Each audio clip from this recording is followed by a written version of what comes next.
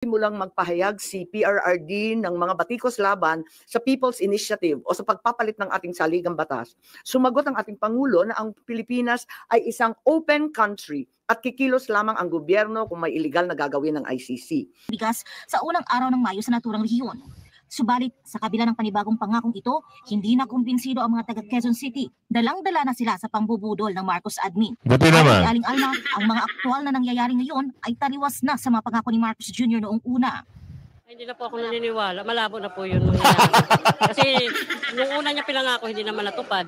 Pangalawa na naman, mangangako na naman 20 ang kilo ng bigas. Pero important is that Senator Amy believes in due process unlike the people that she follows. And you're ready to face her? Of course, anytime. I have nothing to hide. Yes. Magandang hapon muli sa ating mga kasama. Nandito na naman si Kuya Goods nagbabalik. At syempre, kung di ka pa nakasubscribe sa ating channel, pa-subscribe na lang po at hit mo na rin yung bell para lagi kang updated sa ating mga video. Ano meron? Naku po, hire. Yari ka ngayon, hire. Baka ho, sa susunod, priso ang abutin. Yan nagbigay na ho ng pahayag itong mga galing na senador. At alam naman natin na hindi ititigil itong si Ate Amy pagdating dito sa usapin kay Tatay Digong. Kaya abangan nyo yung pahayag ni Miss Amy. Samantala, eto na. Pipi Sara sinampal sa anak ni Abante ang mga naitulong sa Manila. Yan ang ibabalita sa inyo ni Robin. At meron pahayag yung grupo o yung nagtulong-tulong para arestuhin si Tatay Digong. Harapin naman daw niya. Abangan natin sa dulo ng ating video. Pero bago tayo magsimula sa ating talakayan at reactions and likes and share, samahan mo ng subscribe at i-bell all nyo po para nakakatanggap kayo ng notification at i-like nyo muna yung video para mas maganda. Sabay share na agad. Eto na, pasok natin. Alam nyo ba ang sinabi ng anak ni Benny Abante na si Priscilla Marie Abante? Nagtutong at tatayo si Vice President Sara sa entablado ng kanyang distrito para siraan ang kanyang ama na si Congressman Benny Abante na wala naman daw ambag si Vice President Sara sa buhay ng kanyang nasasakupan. Pero wala raw ambag si VP Sara. Yan ang sabi nung anak. Nakita nyo naman sa video, di ba? Ang talas ng dila ni ate. Ang talas, nagsabi, wala ka namang ambag sa aming lungsod. Ma'am, boss, amo, manager. Baka nakakalimot ho kayo. Pangalawang pangulo yan. Sasabihin nyo daw walang ambag. Kaya pinagtatanggol ni Robin at ng ating kababayan sa taga Maynila, District 6, Distrito 6, kung ano-ano yung mga bagay-bagay na dapat yung malaman. Na ang pangalawang pangulo ay malaking ambag. Baka nakakalimot kayo. Yun ang sabi nila rito tuloy natin. Hindi ko sure ate. Heto't sumagot si Vice President Sara. Yan na. Isinampal sa iyong harapan ang kanyang mga naitulong at naiambag sa inyong distrito. Akala mo wala, pero meron. Dear Councilor Priscilla Abante, Joey's future stepdaughter. You said po na walang natulong si VP Sara sa City of Manila. I respectfully submit some disaster and risk relief outreach programs of the OVP for your perusal. Disaster and relief pa lang yan. Di pa kasama yung ibang programs like medical, negosyo, educational, and others. Tama. Para lang malaman mo na meron. Kasi ang sabi mo, wala. Pero meron. Example lang. Typhoon Karina, Baseco Relief Operations, July 2024. Nariyan ang link. Tondo Fire, Barangay 650, 118, 123, KFT Deployment, April 2025. Tondo Fire, Islang Puti Bato Relief Operations, November 2024. Yan tayo Di kasi marunong mag-research eh. Basta-basta na lang magbibitaw ng salita. Ayan, sabi ni Aring Ledesma. Oo, basta-basta na lang kayo magsasalita, akala nyo walang naitulong. Eto, sinampal kayo ng ebidensya ngayon ni Robin. Ano ngayon sasabihin niyo dyan? Walang ambag ba ang OBP? Oo, ang nakalagay sa basket Office of the Vice President. Ano yan? Hindi ba kay BP yan?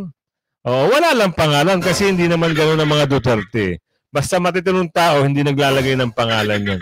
Oo, kasi yung mga durobo at yung mga bakulaw na tao, kahit hindi sa kanila, pangalan nila ang ilalagay. Pasikat ba kumbaga? Pero ang OBP, tama na, OBP. Alam na yon, understood na yon. Oo. Eto, sinampal ka ng ebidensya ate. Ano mangyayari niyan? Hindi nakakahiya naman. Kaya, next time, wag masyado. Relax lang. Huwag mainit ang ulo. Nakita mo nga si BP Sara, pinagtulong-tulungan relax na relax lang Kayo, yan lang nga sinabi. Sino ang congressman natin dito? Galit na galit kayo. Bakit? Bakit galit na galit kayo? Dapat yung tatay nyo nga magsalita. Kayo ba? Ano ba ang naambag nyo? Sabi ng ating kababayan ni, ano pa Lester. Ano ba ang naambag nyo sa Pilipinas? Yan ang tanong lang ho baka mamaya magalit kayo. Sa bagay, kung magagalit kayo, huwag kayo masyadong solid yung balat sibuyas. Kasi public servant kayo. Konsehala kayo, di ba? Huwag kayo masyadong high blood. Baka nadadala lang kayo ng init. Wag, relax lang kasi ang init ngayon nakaka-HB yan.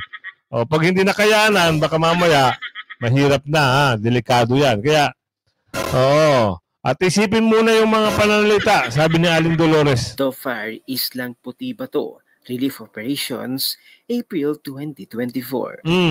Pandakan Fire Relief Operations, January 2024. Recto Fire Relief Operations, February 6, 2024. Tondo Fire Barangay 105 KFT Deployment, September 2024.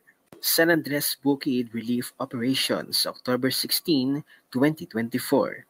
Sam lang po yan Tsaka 2024 pa lang yan. Wala pa yung 2022 to 2023 and this year.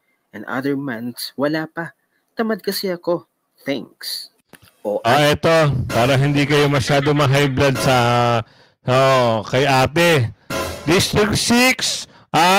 Baka naman. Malapit na ho ang Mayo 12. Solid nyo na ho yung Yormes Choice. At ito, konsehala. Pag ganito ang konsehal nyo, problem yan. Huwag nyo na rin isama yan sa boto nyo ganun lang kasimple. Huwag nyo nang iboto yung mga ganyang magsalita. Hindi iniisip kung ano yung bibitawang salita. At lalo-lalo na, wala raw na yung ambag. Ang sakit! Yan. Paano yan? Babawian kayo ng Distrito 6. Mananalo pa kaya kayo? Yan ang tanong. Tanong lang yun ni Aling Ledesma. Survey na tayo. Eto na tayo kung hindi ka halimbawa lang, kung taga Distrito 6 ka ng Maynila, at ito ay tatakbong re-electionist ng konsehala at yung tatay ay congressman, sa tingin nyo, iboboto nyo pa? Type mo sa comment section. Tayo ho ay nagtatanong. At tayo ay nagsasurvey. Kung ang sagot nyo ay hindi, ay type mo sa comment section. At kung ang sagot mo ay oo, type mo sa comment section. Diyan natin malalaman kung nakasunod kayo sa video natin. Ganun lang. Tuloy mo ate. Priscilla Marie Abante. Ang iyong sinasabing walang naitulong o walang naiambag si Vice President Sara sa iyong distrito. Ayan, isinampal na sa iyo. Kulang-kulang pa nga ang mga detalye. Hindi pa lahat yan masyado ka kasing nasaktan. Sabi ni Vice President Sara patungkol sa iyong amang si Benny Abante. Totoo naman ang kanyang sinasabi. Samantala heto't napahiya si PCO Undersecretary Claire Castro sa naging pagharap ng content creator, influencer, vlogger at certified DDS na si Banat Bay. Ayan yung sinasabi natin. Ito, yung tapatan ha. Nung nakaraang gabi. Talaga naman, ang boto ko dito, 10 diretso kay Banat Bay. Bakit? Ang galing sumagot, no?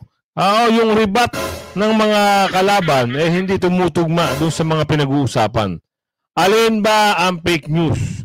Mainstream media o social media? Ito lang ang sagot dyan, mga kasama. Kung ang sagot mo at pinili mo ay mainstream media, ang ribat naman dyan, kayo mga taga-mainstream media, ang sabi ni Aling Dolores, bakit ho kayo nag-upload sa social media?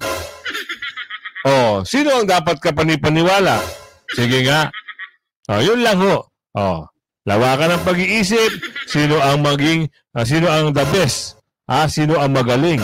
Sino ang dapat paniwalaan? Sagutin nyo sa comment section. Eto na. Naku, nanggigigil pa si Miss Amy dito eh. Bakit? Ano nangyari? Mukhang may papa-aresto na ata. Sa nangyari kay Tatay Digong, mukhang may papa-aresto ata. Abangan natin yan. Ito yung sinasabi natin, pag nagsalita na si Ate Amy, sigurado. Hindi ka na makapag-retiro, wala ka pang pensyon. Yung isa pa retiro na. Agapan mo yan, boss, amo manager, dahil pag hindi ka nakapag-retiro at pinatawag ka, sayang ang mga pinagpaguran nyo ng ilang taon at sumausaw lang kayo sa konting panahon at masasangkot kayo sa problema na ginawa ng mga magkapatid na nangingitim. At syempre, yung durobong bakulaw na amo nyo, sigurado. Pasok natin to. Ate Amy, sige na, ipatawag mo na. Hinihintay namin yun.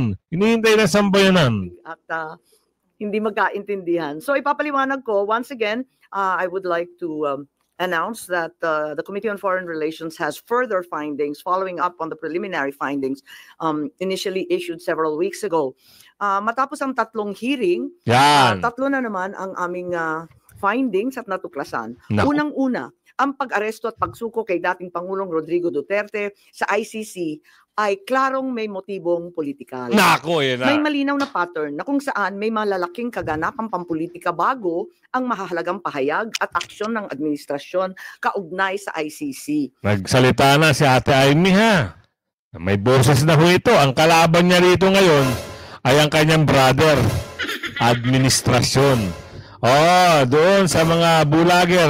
Ano naman i-rebat nyo kay Ate Amy? Dati, kita nyo, dati, di ba? Taga-sunod lang kayo ni Ate Amy. Ngayon, binabatikos nyo na. Bakit? Kumampi sa mga Duterte. Ay! Ano kaya rebat ng mga bulager? Yung mag-uutos sa inyo, sundin nyo lang kasi wala kayong mga buwan-buwan, sabi ni Aling Ledesma. Alam naman natin kung magkano yan, di ba? Ano na ngayon nangyari? Saklap, no? Pagdating ng eleksyon, at nanalo na ang mga partido ng Duterte, naku po, ano na kaya ang lagay natin dyan? Makaraang magsimulang magpahayag si PRRD ng mga batikos laban sa People's Initiative o sa pagpapalit ng ating saligang batas. Sumagot ang ating Pangulo na ang Pilipinas ay isang open country at kikilos lamang ang gobyerno kung may illegal na gagawin ng ICC. Ngunit matapos dumalo si dating Pangulo sa pagdinig ng Quadcom noong 11 November 2024, sumagot ang ating Executive Secretary na maaring makipagtulungan ang mga lokal na otoridad sa Interpol kung hihingi ng tulong ang ICC. Biglang nagbago ang tunog ng gobyerno.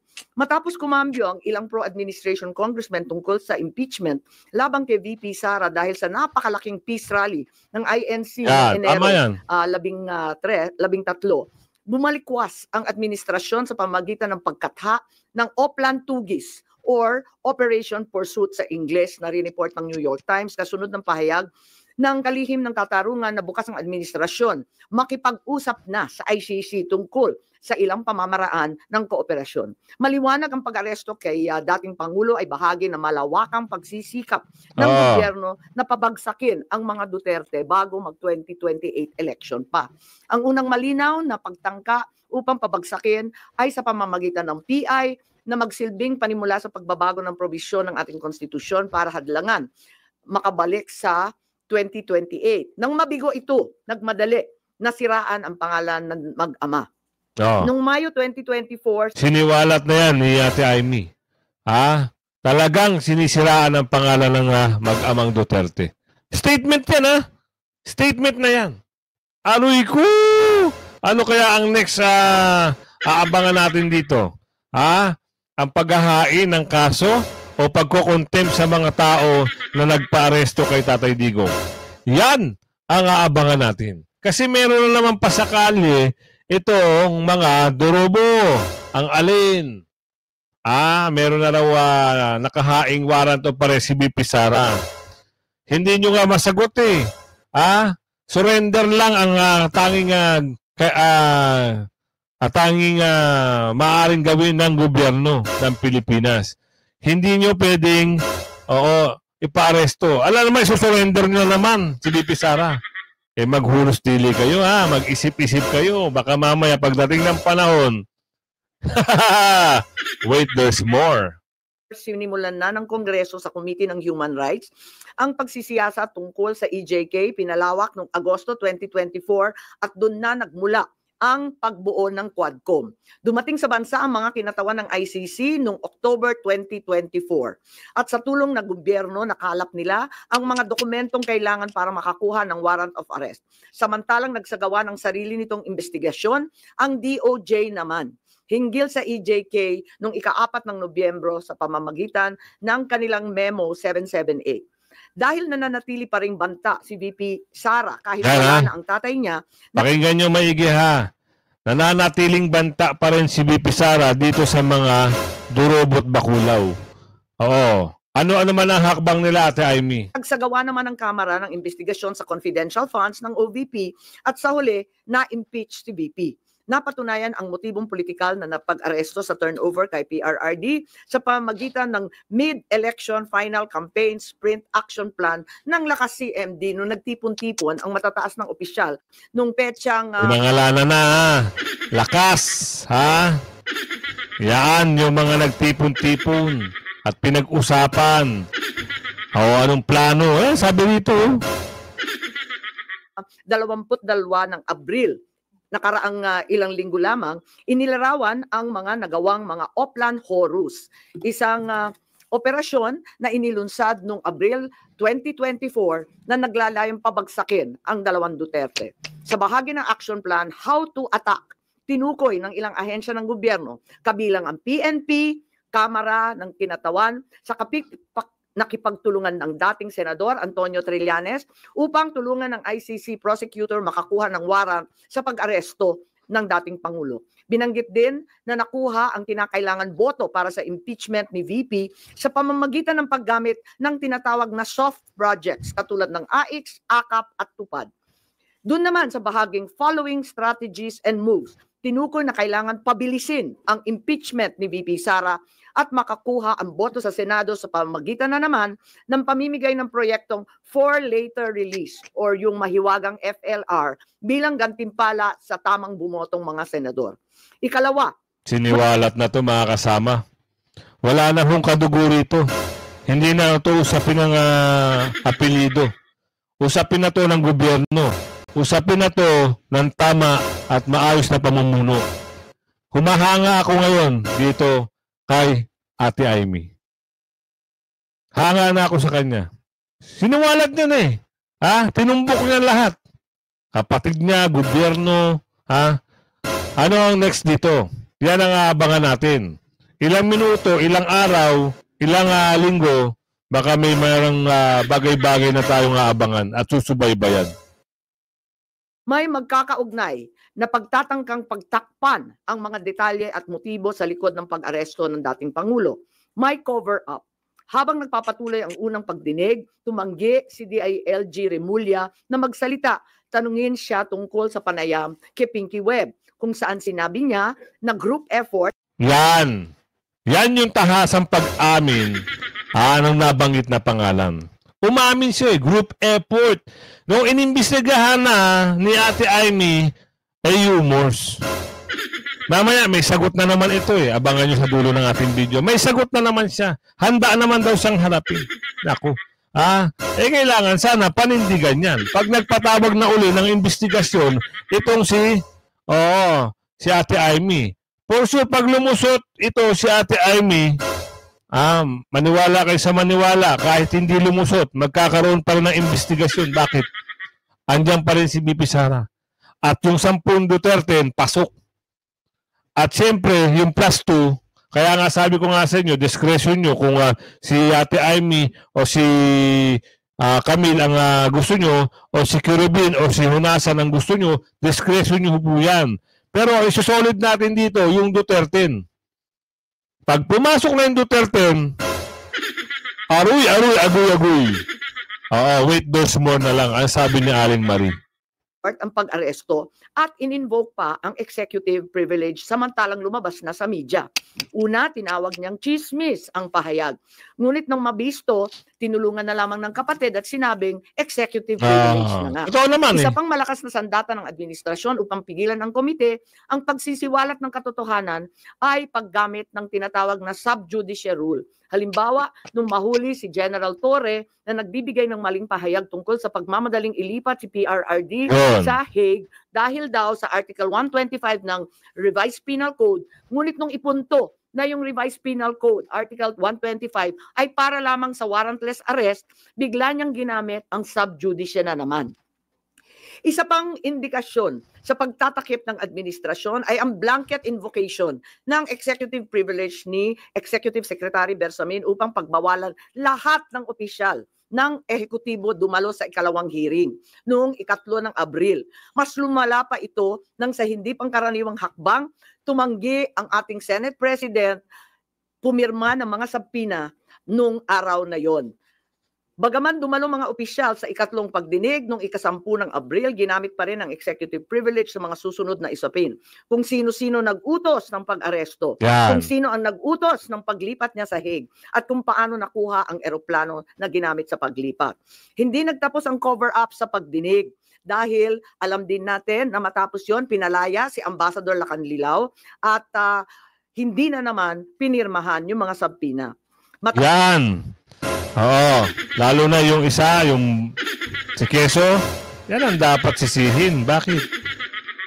Pag kayo, merong contempt order sa Kongreso, okay lang, tuwan-tuwa kayo.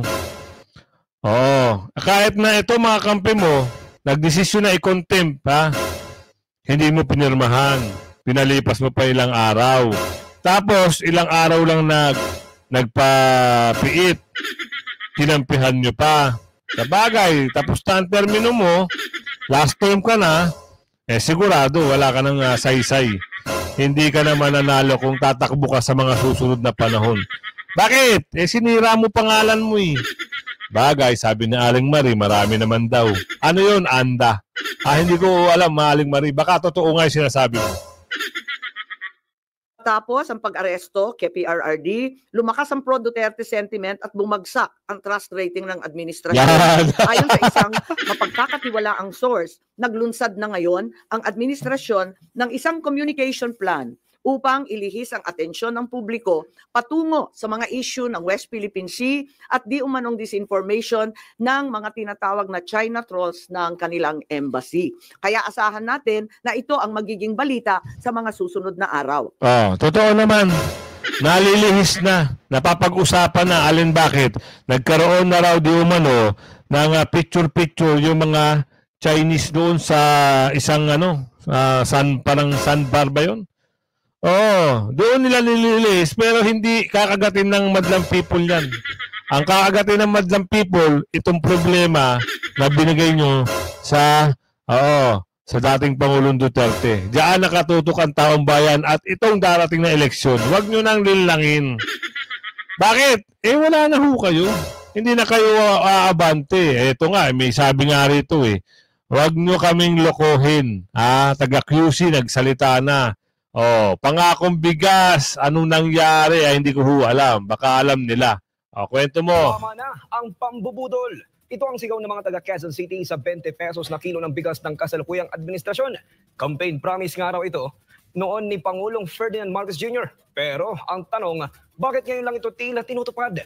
Eksakto pa sa panahon ng eleksyon. Yon. Si Chris Katarong magbabalita. Magsisimula na raw maisakatuparan ng Administrasyong Marcos Jr. ang 20 pesos kada kilo ng bigas na uumpisahan ang pagbebenta sa Visayas Region. Inanunsyo ng Malacanang na sisimulan raw ang pagbebenta ng murang bigas sa unang araw ng Mayo sa naturang rehiyon. Subalit, sa kabila ng panibagong pangakong ito, hindi na kumbinsido ang mga taga Quezon City. Dalang-dala na sila sa pambubudol ng Marcos admin. Buti naman. Aling Alma, ang mga aktual na nangyayari ngayon ay taliwas na sa mga pangako ni Marcos Jr. noong una. Hindi na po ako naniniwala. Malabo na po yun mangyayari. Kasi nung una niya pinangako, hindi naman natupad. Pangalawa na naman, mangangako na naman 20 ang kilo ng bigas. Parang hindi na ako naniniwala. Tama lalo yun. pa nga nagmahal ang bigas talaga sa ngayon. Ang pangbubudol sa mga... Iba na kasi, hindi na mapaniwalaan talaga ng tao yung mga pangako nila sa ngayon. Sentimento naman ni Aling Josie, hanggang salita lang ang administrasyon. Wala namang maayos na naipatutupad ng mga programang makapag-aangat sa buhay ng mga Pilipino. Oo, yun nga yung pangako niya. Wala rin na sa pangako niya, hindi rin natupad. Wala rin 20 pesos na bigas. Lalo kami mahihirap, hindi kami makakabili ng bigas. Ang mahal, oh. Ang mahal, 65, 52, 55, 60, 60, 58. Diyos mio, Marimar. Papasukan mo ng 20 ang kilo. Sino ba namang negosyante ang gusto malugi? Kaya isang paandar lang ito ngayong eleksyon. Ang sabi, nasa na ngayon? Unang araw ng Mayo, magkakaroon daw ng murang bigas. Baka mapapamura ka na lang. Anak ng bugi, ganon. Hindi mura. Murang-mura. Tungayaw, ibig sabihin sa Tagalog, tungayaw. Alam niyo ba yung tungayaw? Type nyo sa comment section. At ito na, gusto nating malaman ang sagot. Kasi nabanggit yung pangalan nito eh. Ito yung nagplano na tumanggi. Ito yung nagyabang na inamin sa Bilyonaryo Channel kay Pinky Web. Tapos nung inimbestigahan na sa Senado, ang mama, hindi raw, yumos na lang. Di ito na, pasok natin.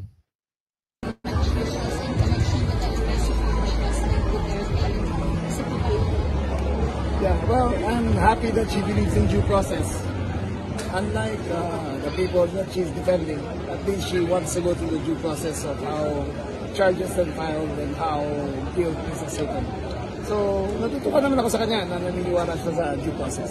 Natutuwa na rin kami. Natutuwa din talaga kami sa ginawa mo.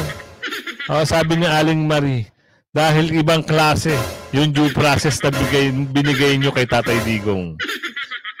Diba? Naniniwala po ba kayo na may violations? No, it's due process. We'll have a chance to defend ourselves if it goes there. But I'm happy that it's due process that she believes in. Pero sir, pamumulitika daw yung nangyari. Again, we will have our chance to prove ourselves. Pero important is that Senator Amy believes in due process, unlike the people that she follows. And you're ready to face her? Of course, anytime. I have nothing to hide. Tama ha.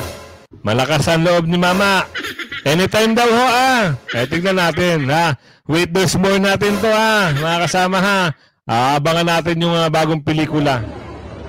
Okay. Thank you sir. Salamat po. So yun ang kanyang pronouncement mga kasama. Kaya tayo abangan natin pag pinatawag na naman siya. Kasi ang mama nung iniimbestigahan lagi yan nakasandal doon sa isa. Kanino? Kay brother. Napanood nyo ba yung hearing? Sino si brother? Kalala nyo naman yung brother niya. At itong mama na to, akala mo, dati nakasandal yan sa mga Duterte. Ngayon, sa pamamagitan, hindi natin alam baka ano nakain. Ang hirap pag talagang ang tao ay merong, ano bang tawag doon? Kaibigan mo noon, kalaban mo na ngayon. Anong tawag doon?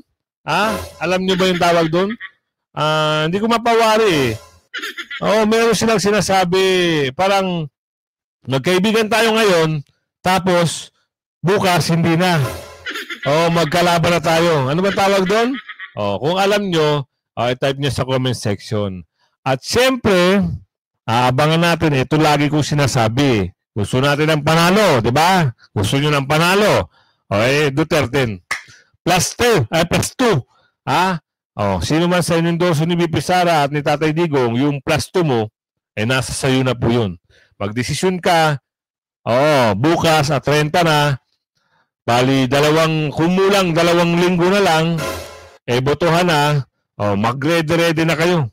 Kailangan planado. Duterte plus 2 plus yung party list. Yung mga bakulaw at basura, wag na wag ho kayong boboto. Wag na wag kayong magsasama at ipapasok nyo sa linyada ng Duterte plus 2. Ipasok nyo na lang yung endorso ni VP Sara kung gusto nyo. Ipasok nyo na lang yung endorso ni Tatay Digong kung gusto nyo. Pero wag kayong magsasama ng basura, trapo, durobo, bakulaw. Wag na wag. Sisirain nyo lang ang gobyerno ng mga Duterte. Hanggang sa muli mga kasama, i-share nyo agad ang video at i-like. Bye-bye!